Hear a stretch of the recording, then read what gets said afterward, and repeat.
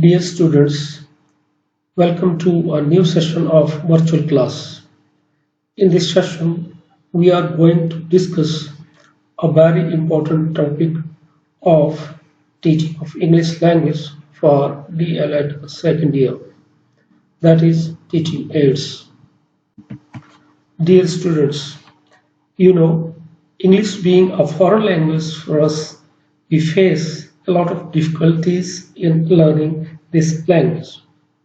Even after studying this language for many years, majority of the students are not able to learn English properly. Particularly when it comes to communicating in English, they can't communicate properly, even though they may be quite efficient in other skills of language like reading or writing. It puts a question mark on our teaching learning methods. To improve teaching and learning of this language, we should adopt more effective ways or methods of teaching, and we should endeavor to make it more interesting. Here comes the role of teaching aids. They will be quite helpful in improving teaching learning process. In this session, we will discuss meaning of teaching aids, some definitions, types of teaching aids, need of teaching aids, importance of audiovisual aids, characteristics of good teaching aids, and precautions while using aids. I will elaborate all these points one by one. First of all, let us try to understand the meaning of teaching aids. Teaching aids are the tools which make the teaching learning process more effective and meaningful. Different terms have been used by different educationists for teaching aids, such as instructional aids and audiovisual aids. Audio refers to hearing and visual refers to seeing. So audiovisual are the things that appeal to our senses of both hearing and seeing. In simple words, we can say कि teaching ads ऐसे tools हैं जिनकी सहायता से हम जो हमारी teaching learning process है, सीखने सिखाने की, पढ़ने सिखाने की जो हमारी प्रोसेस है, उसको ज़्यादा इफेक्टिव और पर्पसफुल बना सकते हैं, मीनिंगफुल बना सकते हैं. बहुत से एजुकेशनिस्ट जो हैं वो इसको कई बार इंस्ट्रक्शनल एड्स या ऑडियो विजुअल एड्स कह देते हैं. जैसा कि आपको पता है, ऑडियो का मतलब होता है सुनने से और वीडियो या विजुअल का मतलब होता है देखने से. तो जो ऑडियो विजुअल एड्स हैं वो हमारी दोनों सेंसेस, सुनने की और देखने की, उनको अपील करती हैं. And A teaching add is the tool used by the teachers to help learners improve reading and other skills, illustrate or reinforce fact or idea, and relieve anxiety, fear, and boredom, since many aids are like games. इसका meaning है कि teaching ads क्या है? एक ऐसे tools हैं जो teacher के द्वारा लर्नर के जो रीडिंग स्किल है या दूसरी जो लैंग्वेज सीखने की स्किल्स हैं उनको इम्प्रूव करने के लिए यूज़ करता है, उनको हम टीचिंग एड्स कह देते हैं. और उनको इलस्ट्रेट करना और रीइंफोर्स करना.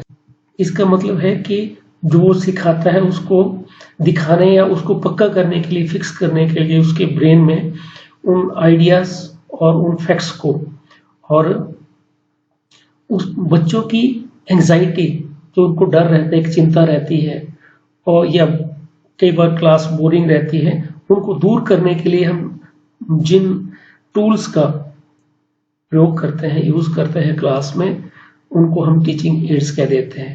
बोर्डम और डर कैसे दूर होता है? क्योंकि बहुत से जो टीचिंग एड्स रहते हैं वो बहुत इंटरेस्टिंग होते हैं या वो गेम की तरह होते हैं और बच्चा उनमें बहुत इंटरेस्ट लेता है, इसीलिए उनकी बोर्डम को भी दूर करते हैं वो। I think the meaning of teaching aids is clear to you. अब हम देखते हैं कि टीचिंग एड्स को यूज करने के पीछे क्या साइकोलॉजी है, क्या मनोविज्ञान है।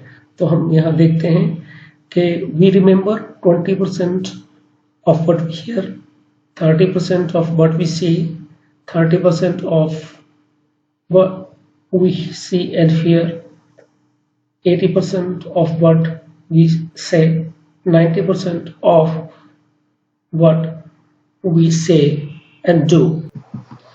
इसका मतलब है कि हम जो सुनते हैं उसका हम 20% याद रखते हैं, जो हम देखते हैं उसका 30%, और जिसको हम सुनते हैं और देखते हैं उसका 50%। पहले मैंने यहाँ 30 बोला था, यहाँ 50 होगा। और जो हम कहते हैं उसको हम 80% याद रख सकते हैं, लेकिन जिसको हम कहते हैं और करते हैं उसका हम 90% याद रख देते हैं। तो कहने का मतलब है कि टीचिंग एड्स को जब हम बनाते हैं तो हम उससे 90% से सीख सकते हैं, उससे देखते हैं या उससे हम बनाते भी हैं तो हम उसको 90% उसको। इसीलिए ये टीचिंग एड्स का यूज जो है वो हमारी इस टीचिंग लर्निंग प्रोसेस को फिक्स भी कर, नॉलेज को फिक्स करता हमारे ब्रेन में। तो टीचिंग एड्स को यूज करने के पीछे हमारी यही साइकोलॉजी रहती है। आगे देखते हैं कि I hear I forget, I see I remember, I do I understand. कि जो मैं सुनता हूं उसको मैं भूल जाता हूं, जिसको मैं देखता हूं उसको मैं याद तो रख लेता हूं, लेकिन जिसको मैं करता हूं उसको मैं समझ भी लेता हूं साथ में। तो ये टीचिंग एड्स को यूज करने के पीछे ये हमारे मनोविज्ञान रहता है। Now let us see some definitions of teaching aids. The first definition is audiovisual aids are anything by means of which learning process may be encouraged or carried on through the sense of hearing or sense of sight. The first definition is audiovisual aids are anything by means of which learning process may be increased or carried on through the sense of hearing and sense of sight। इसका मतलब है कि audio visual ads ऐसे साधन है जिनके वजह से हम टीचिंग को या टीचिंग लर्निंग जो प्रोसेस है उसको अपने जो सेंसरी हियरिंग या साइट की जो सेंसेस है उनके माध्यम से करते हैं।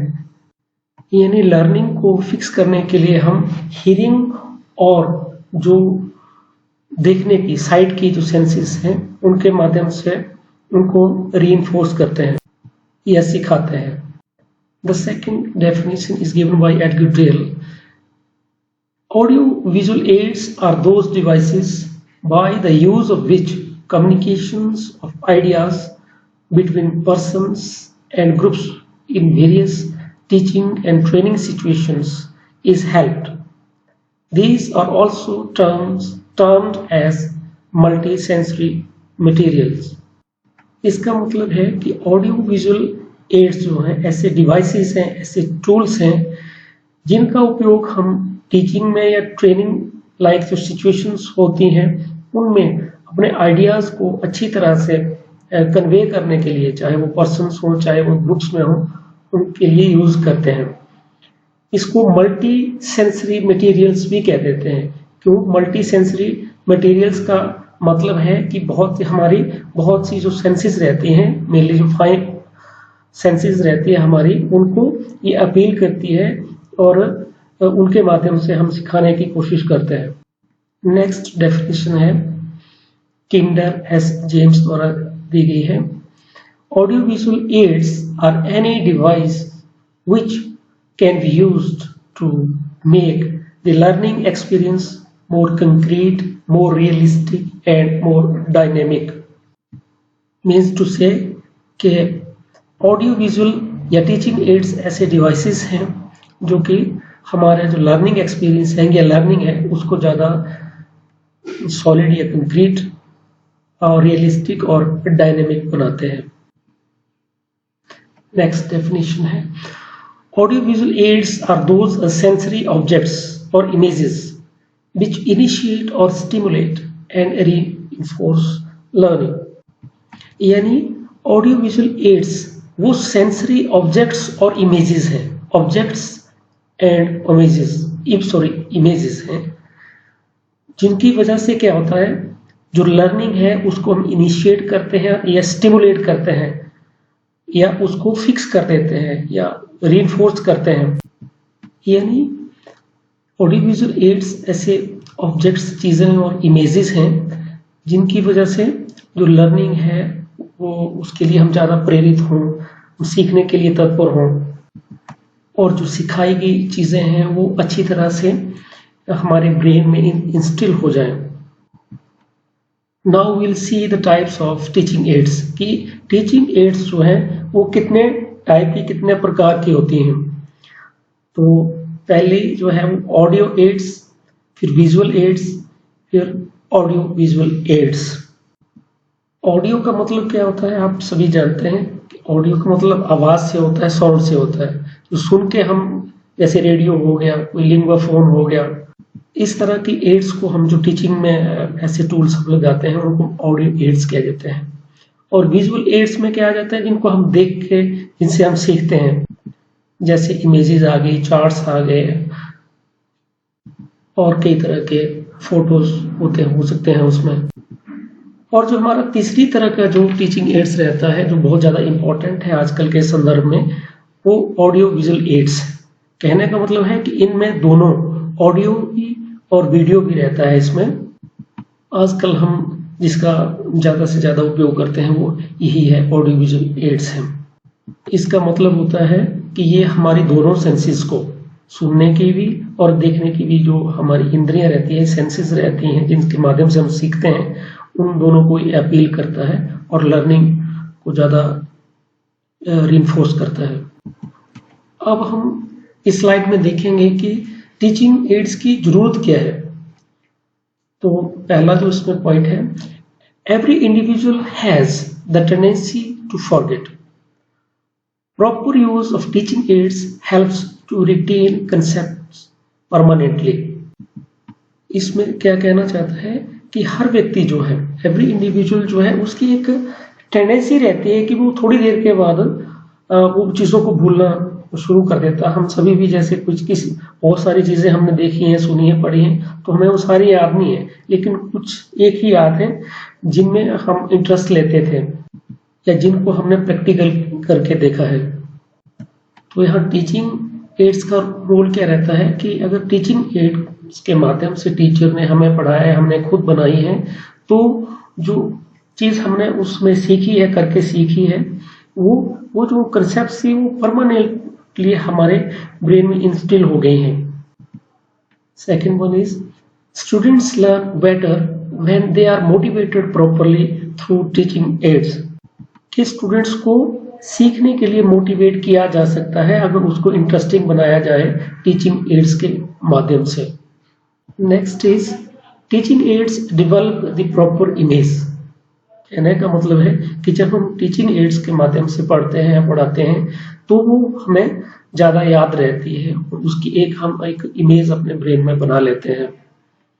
The next point is the teaching ads create the environment of interest for the students। ये कैसे होता है, जब ये सारे लोग हम इन्वॉल्व होते हैं चीज़ें जैसे टीचिंग एड्स बनाने में या किसी कंसेप्ट को टीचिंग एड के माध्यम से सिखाने में, जो है वो टीचर भी इंटरेस्ट लेते हैं और बच्चे भी बहुत ज़्यादा इसमें इंटरेस्ट लेते हैं, क्योंकि ये उनके लिए एक गेम की तरह भी हो जाता है। Our next point is teaching aids increase the vocabulary of the students। वो vocabulary भी बढ़ाती है टीचिंग एड्स। कैसे, जरा हम देखते हैं कि अगर कोई टीचिंग एड हम बना रहे हैं तो उसमें 2, 4, 5 तरह की चीजें हम लगा रहे हैं उसमें, तो साथ साथ में बच्चों को हम ये भी बताते हैं कि इसमें टीचिंग एड को बनाने के लिए इन चीजों का उपयोग हुआ है। तो इन एडिशन टू जो उसका अपना सिलेबस रहता है उससे हटके भी वो बहुत सी चीज़ें जो है वो सीखता है कि इस चीज़ को क्या कहते हैं, इस चीज़ को क्या कहते हैं। हो सकता है जो टीचिंग एड्स में मटेरियल हमने यूज़ किए हैं उनका वहाँ नाम ना हो उसकी बुक में, या वो ऐसे शब्द ना उसने कभी पढ़े हो, तो टीचिंग एड्स के माध्यम से उसकी वोकेबलरी भी बढ़ती है और टीचर भी सिखाने के लिए बहुत से अलग शब्दों का प्रयोग कर सकता है। Next point is quite important. Teaching aids provide direct experience to the students. जब हम किताब को एक कथावाचक की तरह पढ़ते हैं तो बच्चे कई बार उसमें इंटरेस्ट नहीं लेते हैं। जब हम टीचिंग एड्स के माध्यम से बच्चों को पढ़ाते हैं तो उनको क्या होता है कि डायरेक्ट एक्सपीरियंस होता है चीज़ों का, क्योंकि हम वहाँ करके बताते हैं। कई बार वर्किंग मॉडल होते हैं तो वो उसमें ज़्यादा इंटरेस्ट लेता है और बच्चे के लिए वो एक सीधा एक एक्सपीरियंस रहता है। नेक्स्ट है teaching ads help teacher reinforce what he is saying. क्या मतलब हुआ इस चीज़ का कि न केवल ये स्टूडेंट्स के लिए ही हेल्पफुल रहते हैं बल्कि टीचर के लिए। मान लीजिए वो कोई कंसेप्ट दे रहा है तो अगर वो टीचिंग एड्स के माध्यम से उसको दे रहा है तो वो उस कंसेप्ट को रीइंफोर्स कर रहा है, वो बता रहा है कि इस तरह से होती है। हो सकता है कि अगर हम ऐसे बोल के बच्चे को बताते उसको ज़्यादा देर तक याद नहीं रहता, लेकिन जब हम उसको टीचिंग एड के माध्यम से पढ़ाते हैं तो that reinforces what he is saying. Next है they help to make sure that your point is understood. Teaching aids ये मेक श्योर करती है, यानी ये बताते हैं कि आप जो पढ़ाना चाह रहे थे, बताना चाह रहे थे, वो बच्चों ने समझ लिया है, वो समझ आ गया है उनको, क्योंकि आपने टीचिंग एड्स के माध्यम से जो उसका सही तरीका है उसको यूज करके बच्चे को कंसेप्ट की क्लैरिटी करवाई हुई है। नेक्स्ट है teaching ads support the lesson plan and improve learning. कहने का मतलब है कि क्लास में जाने से पहले टीचर जो है अपने लेसन को प्लान करते हैं तो उस चीज़ को भी ये टीचिंग एड्स सपोर्ट करती हैं और लर्निंग को इम्प्रूव करती हैं, क्योंकि टीचर ने जो लेसन प्लान में अपने ऑब्जेक्टिव उस क्लास के लिए सेट करे होते हैं उनको अचीव करने में भी ये जो टीचिंग एड्स हैं वो हेल्प करती हैं। अब हम देखते हैं importance of audio visual ads, कि ऑडियो विजुअल एड्स जो हैं वो इतनी इम्पोर्टेंट क्यों हैं। तो इसमें सबसे पहले क्या है क्लैरिटी। क्लैरिटी क्या होती है कि आपके दिमाग में जो टीचर कंसेप्ट पढ़ा रहा है वो बिल्कुल क्लियर हो जाए। बहुत देखने में आया है कि हम बोल के चले जाते हैं क्लास में, किताब लेके पढ़ा देते हैं, लेकिन जो कंसेप्चुअल क्लैरिटी है वो बच्चों की नहीं हो पाती है। लेकिन जब हम टीचिंग एड्स का उपयोग करते हैं पर्टिकुलर कंसेप्ट को समझाने के लिए तो उसमें बहुत ज़्यादा क्लैरिटी हो जाती है बच्चों की कि कौन सी कंसेप्ट जो है, कौन सा जो चीज़ है वो किस तरह से काम करती है। दूसरा है अटेंशन एंड इंटरेस्ट। जब भी हम कोई चीज़ करके देखते हैं, कोई कर रहा है तो हम उसको बड़े ध्यान से देखते हैं। क्लासरूम में जब हम इंग्लिश पढ़ाते हैं कई बार हम चार्ट्स का या दूसरी जो टीचिंग एड्स हैं, फिल्म है, पिक्चर्स हैं, उनको करके दिखाते हैं, क्लास में दिखाते हैं तो बच्चा जो है उसमें ज़्यादा इंटरेस्ट लेता है। और जब बच्चा पढ़ाई में इंटरेस्ट लेगा तो वो निश्चित तौर पर सीखेगा भी। नेक्स्ट बेस्ट मोटिवेटर्स, यानी टीचिंग एड्स जो है वो बच्चों को मोटिवेट भी करती है सीखने के लिए। बहुत बार बच्चे खुद भी वैसी चीज़ें करके देखते हैं घरों में या अपनी जगह पे जहाँ वो रहते हैं। तो कई बार क्या करते हैं, स्कूल में बच्चे देखते हैं कि कौन सी टीचिंग एड सर ने कैसे बनाई थी, या कई बार बच्चों की हेल्प भी ली जाती है तो वो मोटिवेट करती है उनको लर्निंग के लिए। नेक्स्ट है यूज ऑफ मैक्सिमम सेंसेस।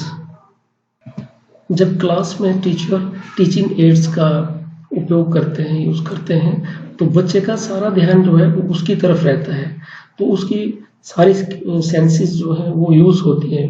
जैसे वो देखता भी उधर है, फिर सुनता है, फिर समझता है। इसीलिए जब बच्चे का ध्यान जो है वो टीचर की तरफ होगा या टीचर क्या बता रहा है उसकी तरफ होगा तो निश्चित तौर पर अच्छी तरह से सीखेगा भी। नेक्स्ट पॉइंट है सेविंग टाइम एंड एफर्ट। कहने का मतलब है कि टीचर जब पूरी तरह से तैयार होके जाएगा तो वो पढ़ाने में जो समय जितना लगता है समझाने में वो कम भी लगेगा और उसका जो एफर्ट है वो भी थोड़ा सा कम होगा। क्यों? क्योंकि वो पहले से टीचिंग एड को बना के ले आया है, तो उस कंसेप्ट को क्लियर करवाने में भी उसका ज़्यादा एफर्ट नहीं लगेगा। अदरवाइज बहुत बार क्या होता है, टीचर 10 बार बता देता है, बच्चे को एक बार भी समझ नहीं आता है, तो इसलिए उसका एफर्ट भी कम हो जाता है क्योंकि वहाँ बच्चे प्रैक्टिकली उन चीज़ों को देखते हैं। Next is fixing and recalling the knowledge. इसका मतलब है कि टीचिंग एड्स के माध्यम से जो कुछ भी हम सिखाना चाह रहे हैं वो ब्रेन में, हमारे माइंड में, बच्चों के दिमाग में अच्छी तरह से इंस्टिल हो जाता है, फिक्स हो जाता है, और उसको रिकॉल करने में भी दोबारा अगर उसको वही सिचुएशन में डाला जाए तो उसको तुरंत से याद आ जाता है कि हमने वो चीज़ इस तरह से करी है, ये इस तरह से होती है। तो टीचिंग एड्स जो है वो फिक्सिंग ऑफ और रिकॉलिंग ऑफ नॉलेज जो है उसमें भी हेल्प करते हैं। नेक्स्ट पॉइंट है मीटिंग द इंडिविजुअल डिफरेंसेस। सबसे पहले हम समझते हैं कि इंडिविजुअल डिफरेंसेस क्या होती है। सारे बच्चे एक जैसे होते हैं, उनका ब्रेन एक जैसा होता है, लेकिन बहुत से बच्चों जो हैं वो कुछ किसी और माध्यम से सीखते हैं, किसी और तरीके से सीखते हैं। कुछ और बच्चे जो हैं वो किसी और माध्यम से सीख सकते हैं। तो टीचिंग एड्स का रोल हम बहुत बड़ा हो जाता है क्योंकि बहुत से बच्चे जो हैं वो देख के या करके सीख लेते हैं, या टीचर जो है उस टीचिंग एड को इस तरह से डिजाइन करता है कि बहुत सारे बच्चों को वो समझ आ जाए। तो जो इंडिविजुअल डिफरेंसेस रहती है उसको समझने में या उस जो खाई रहती है उसको पूरा करने में भी टीचिंग एड्स जो है वो हेल्प करती है। अगला जो हमारा पॉइंट है वो एनकरेजिंग एक्टिविटीज। बहुत से जो एजुकेशनिस्ट हैं वो इस चीज़ को एनकरेज करते हैं कि लर्निंग बाय डूइंग। तो जहाँ इसको बनाने में, इसको समझने में, तो टीचिंग एड से उसको बनाने में बच्चों का भी रोल रहता है, उनकी भी हेल्प ली जानी चाहिए। तो इस तरह से वो क्या करते हैं कि एक्टिविटीज़ के लिए बच्चों को प्रमोट करती है, इंकरेज करती है। नेक्स्ट पॉइंट है हमारा इंट्रोडक्टरी वैरायटी। कहने का मतलब है कि हम various kinds of teaching ads जो है उनको यूज कर सकते हैं। जैसे मैंने पहले जब हम इंडिविजुअल डिफरेंसेस की बात कर रहे थे तब हमने बात करी थी कि अलग तरीके से लोग सीख सकते हैं, तो इसमें भी नई नई टीचिंग एड्स एक ही कंसेप्ट को क्लियर करने के लिए यूज कर सकते हैं हम, और हमारे पास टीचिंग एड्स की एक वैरायटी भी हो जाती है। Development of scientific attitude. Teaching ads जो है वो बच्चों के अंदर एक वैज्ञानिक दृष्टिकोण भी पैदा करते हैं जब हम करके किसी चीज को करते हैं। नेक्स्ट है डायरेक्ट एक्सपीरियंसेस। इसकी इंपॉर्टेंस इसलिए भी हो जाती है कि बच्चे को जो हम कहते हैं उसको करके भी वह बताते हैं, दिखाते हैं वहाँ उसको, तो उसको बच्चे के लिए सीधा एक डायरेक्ट एक्सपीरियंस हो जाता है जो कि उसको लर्निंग इनिशिएट करने के लिए जरूरी भी है। नेक्स्ट है प्रमोशन ऑफ इंटरनेशनल अंडरस्टैंडिंग। कहने का मतलब जब हम करके किसी चीज को करेंगे तो क्या होगा, बच्चे का जो आउटलुक है वो यूनिवर्सल होगा, वाइड होगा। Now let us see the characteristics of teaching ads. First one is they should B meaningful and purposeful. Teaching ads जो है वो मीनिंगफुल हो और पर्पसफुल हो। कहने का मतलब क्या है कि जिस उद्देश्य के लिए उनको बनाया है उनके ऊपर वो स्टिक बैठते हो। सेकंड है they should be accurate in every aspect. कहने का मतलब है कि टीचिंग एड जिस भी उद्देश्य के लिए बनाई जाए वो सिर्फ उसी के लिए ही हो, इधर उधर की बातें उसमें कम हो। दे शुड बी सिंपल, बिल्कुल सिंपल हो, ज़्यादा सोफिस्टिकेटेड हमें बनाने की जरूरत नहीं होती है। और they should be cheap, cheap भी होना चाहिए, यानी लोकली अवेलेबल जो भी मटेरियल है उससे बनी हुई होनी चाहिए। They should be up to date. कहने का मतलब वो पुरानी और डेटेड ना हो। जो नेक्स्ट करेक्टरिस्टिक है, they should B easily portable. यानी पोर्टेबल का मतलब होता है एक जगह से उठा के दूसरी जगह पे उनको इजीली ले जाया जा सके। कहने का मतलब है कि वो इतनी बड़ी ना हो, इतनी भारी ना हो जिसको क्लासरूम में ले जाया ना जा सके। नेक्स्ट है, they should be according to the mental level of students. यानी टीचिंग एड्स इस तरह की हो कि वो बच्चों का जो स्तर है, मानसिक स्तर है, उसके अनुरूप ही हो, ताकि बच्चों को सीखने में आसानी रहे। They should motivate the learners. Teaching aids इस तरह के हों कि बच्चे उनको देख के इंटरेस्ट लें, उनमें मोटिवेट करें, वो पढ़ाई की तरफ उनको मोटिवेट करें या सीखने की तरफ उनको मोटिवेट करें। दे should B large enough to be properly seen by the students for whom they are meant। कहने का मतलब है कि वो इतनी बड़ी हो, कम से कम इतनी बड़ी हो कि जिनके लिए वो बनाई है उनको कम से कम दिख जाए। ऐसा ना हो कि हम छोटी ऐसी बना दें और क्लास में जो बच्चे बैठे हैं उनको दिखाई भी ना दे।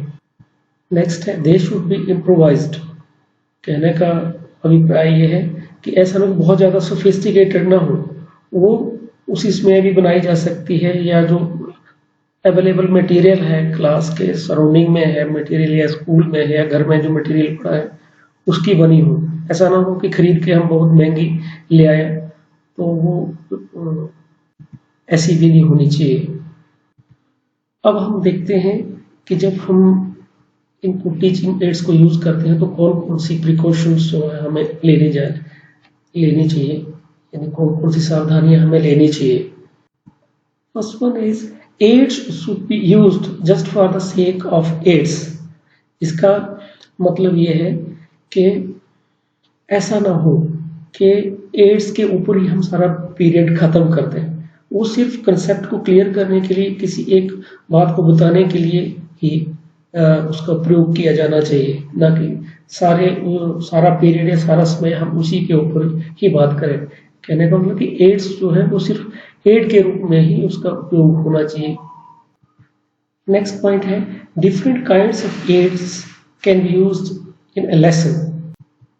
कहने का अभिप्राय है कि एक ही लेसन में बहुत प्रकार की जो टीचिंग एड्स है वो यूज की जा सकती हैं। नेक्स्ट है, aids should be checked before using in the class. कि जब हम एड्स बनाते हैं तो उसको यूज करने से पहले एक बार जरूर से उसको चेक कर लेना चाहिए, क्योंकि ऐसा ना हो कि जब हम बच्चे को बताएं वहां तो वो काम ही ना करे, या जिस पर्पज के लिए बनाई है वो सॉल्व ही ना करे उस पर्पज को। तो क्लास में यूज करने से पहले हम उसको एक बार से उसको चेक कर लेना चाहिए। Audio visual ads should be used at a right moment. कहने का मतलब है कि जब उसकी जरूरत पड़े तभी उसका उपयोग किया जाए, तभी उसको यूज किया जाए। कहने का ये इसका अभिप्राय रहेगा कि मान लीजिए हम एक लेसन पढ़ा रहे हैं, तो उसके बीच में जब वो कोई कंसेप्ट आती है जिसके लिए हमने वो टीचिंग एड बनाई है, केवल तभी उसका प्रयोग किया जाए जब वो उस कंसेप्ट को उसको हम बच्चों को समझाना है या बताना है। Aids should not be allowed to become master in the teaching learning process. They should remain as tools in the hands of the teacher. What do we mean to say this? कि teaching ads जो हैं वो ऐसा ना हो कि वो master बन जाए। मास्टर कहने का मतलब कि सारा हम फोकस उसी के ऊपर ही कर दें। वो सिर्फ टीचर को या टीचिंग लर्निंग प्रोसेस को हेल्प करने के लिए है, ना कि हम सारा समय उसी के ऊपर ही, सारा पीरियड या सारा बात उसी के ऊपर फोकस कर दें। ये सिर्फ हमें एक हेल्प करने के लिए। बाकी जो टीचर का रोल रहेगा वो हमेशा, वो प्राइम रोल जो रहेगा वो टीचर का ही रहेगा। ये सिर्फ टीचिंग एड्स जो है वो टीचिंग लर्निंग प्रोसेस को हेल्प करने के लिए। नेक्स्ट पॉइंट है, the use of aids may be obligatory but the ultimate goal of teacher should be to teach without the use of any aid. इसका मतलब है कि एड जो है वो बेशक ऑब्लिगेटरी हो, क्लास में उनका उपयोग करना जो है वो जरूरी हो, लेकिन क्या हो कि अल्टीमेट जो हमारा एम हो या गोल हो वो क्या हो कि हम अपने विषय में इतने पारंगत हों कि हम बिना टीचिंग एड्स के भी पढ़ा सकें, अच्छी तरह से पढ़ा सकें। इसका मतलब यह है कि टीचर जो है वो अपने सब्जेक्ट में इतना पारंगत हो, एफिशिएंट हो कि वो बिना टीचिंग एड्स के भी अच्छी तरह से पढ़ा सके। नेक्स्ट है the students should be acquainted with the aids, if possible their help should be taken in the preparation of aids. कहने का मतलब है कि बच्चों को, विद्यार्थियों को ये पूरा पता होना चाहिए, इसके बारे में पूरी तरह से वो अवगत होने चाहिए, और अगर संभव हो सके तो उनकी हेल्प भी बनाने में इनकी हेल्प भी ली जा सकती है। नेक्स्ट है while giving instructions and showing some instructions the teacher should not stand in front of it. जब क्लास में हम उसको दिखा रहे हैं, इंस्ट्रक्शन दे रहे हैं, समझा रहे हैं बच्चों उसके माध्यम से, तो ऐसा ना हो कि टेबल के ऊपर तो हमने टीचिंग एड रखी हुई और उसके सामने ही टीचर जो है वो खड़ा होकर इंस्ट्रक्शन दे रहा हो, तो क्या होगा कि बच्चे उसको अच्छी तरह से देख नहीं पाएंगे, तो अच्छी तरह से वो सीख भी ना पाएंगे। कहने का मतलब है कि जब हम उसको किस चीज़ को एक्सप्लेन कर रहे हैं, बता रहे हैं, तो टीचिंग एड जो है वो सामने होनी चाहिए। The last is the aid should be used for specific purpose and should be used judiciously।